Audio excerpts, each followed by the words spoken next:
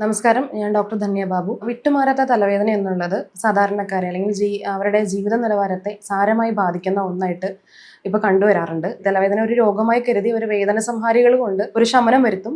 തുടർന്നും ഈ തലവേദന നിലനിൽക്കുമ്പോഴാണ് നമ്മളെ പലപ്പോഴും കാണാൻ എത്താറുള്ളത്. ഒരു വിട്ടുമാറാത്ത ഒരു അവസ്ഥയിലേക്ക് ആ തലവേദന മാറിയിട്ടുണ്ടാവും. തലവേദന എന്നുള്ളത് ഒരു ലക്ഷണം മാത്രമാണ്. ഒരു കൃത്യമായിട്ടുള്ള രോഗനിർണയം നടത്തി അതിന്റെ കാരണം കണ്ടെത്തി ചികിത്സ നേടുക എന്നുള്ളതാണ് ആദ്യപടിയായി നമ്മൾ ചെയ്യേണ്ടത്. വിട്ടുമാറാത്ത തലവേദനയുമായി ഒപിയിലേക്ക് എത്തിയ ഒരു പേഷ്യന്റിന്റെയാണ് ഇപ്പോൾ ഓർമ്മ വരുന്നത്. ഈ വിട്ടുമാറാത്ത തലവേദന മൂലം അവർക്ക് ഒരു മെന്റൽ ഡിപ്രഷനിലേക്ക് വരെ എത്തിയ അവസ്ഥയിലാണ് ഒപിയിലെത്തുന്നത്.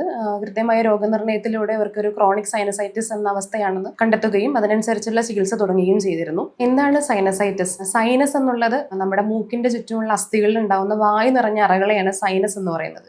ഇതിലൊരു കഫത്തിന്റെ ആവരണമുണ്ട്. ഇതെപ്പോഴും ഇങ്ങനെ ഒരു മൂക്കിലേക്ക് ഒരു ദ്വാരം വഴി ഇപ്പോൾ നിരന്തരം സ്രവിച്ചുകൊണ്ടിരിക്കുകയാണ്. എന്തെങ്കിലും പ്രത്യേക കാരണങ്ങൾ കൊണ്ട്, അതായത് ശക്തമായിട്ടുള്ള ജലദോഷം, മൂക്കിന്റെ പാലത്തിനുണ്ടാകുന്ന വളവ്, മൂക്കിലെ ദശവളർച്ച, അന്തരീക്ഷ മലിനീകരണം ഉണ്ടാകുന്ന അലർജികൾ, പൊടിയുടെ അലർജി, ഇതൊക്കെ കൊണ്ട് ഈ സൈനസിന്റെ ഓപ്പണിങ്ങിൽ എവിടെയെങ്കിലും ഒരു ബ്ലോക്ക് വരികയാണെങ്കിൽ ഈ കഫം കെട്ടി നിന്ന് സൈനസ് ഇൻഫെക്ഷനായി ഒരു ഇൻഫ്ലമേഷനായി, അതായത് നീർവീക്കമായി മാറാറുണ്ട്. ഈ അവസ്ഥാവിശേഷത്തിനെയാണ് സൈനസൈറ്റിസ് എന്ന് പറയുന്നത്. ഇതിന്റെ ഏറ്റവും പ്രധാനമായി പറയേണ്ട ലക്ഷണം തലവേദന തന്നെയാണ്.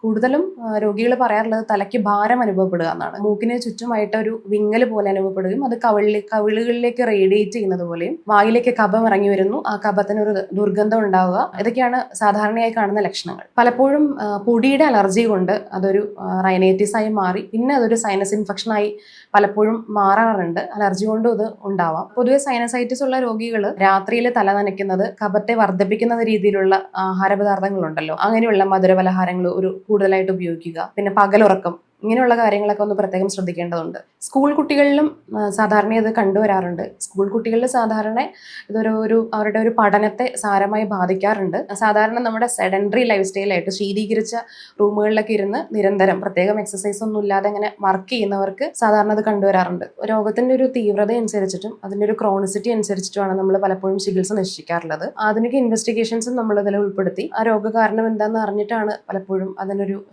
ഉള്ളിലേക്കുള്ള ഔഷധ സേവ മതിയോ, അതല്ലെങ്കിൽ പഞ്ചകർമ്മ ചികിത്സകൾ ഇതിൽ ഉൾപ്പെടുത്തണോ എന്നുള്ളതൊക്കെ അതിനുശേഷം മാത്രമാണ് നിശ്ചയിക്കാറുള്ളത്. പലപ്പോഴും ആദ്യമായിട്ട് തുടക്കത്തിലെ ഉള്ളിലേക്ക് മരുന്നുകൾ കൊടുത്ത് തന്നെ ആണ് നോക്കാറുള്ളത്.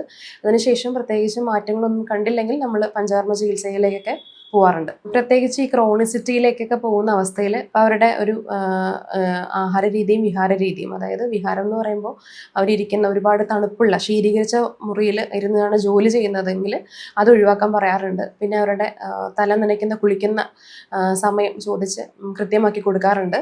പലപ്പോഴും തണുപ്പുള്ള എണ്ണകൾ ഉപയോഗിച്ച് രാത്രി കുളിക്കുന്നതായിട്ടൊക്കെ പല രോഗികളും കാണാറുണ്ട്. അതെല്ലാം ഇതിനെ കൂട്ടുന്ന രീതിയിലാണ് നമ്മൾ കണ്ടുവരാറുള്ളത്. അതെല്ലാം ഒന്ന് കറക്റ്റ് ചെയ്ത് കൊടുക്കലാണ് ആദ്യ പടിയെന്നോണം ചെയ്യാറുള്ളത്. വീണ്ടും എടുത്തു പറയേണ്ടത് തലവേദന എന്നത് ഒരു ലക്ഷണം മാത്രമാണ്. കൃത്യമായിട്ടുള്ള കാരണം കണ്ടെത്തി ചികിത്സിക്കുക എന്നുള്ളതാണ് ആദ്യ നടപടിയായി ചെയ്യേണ്ടത്.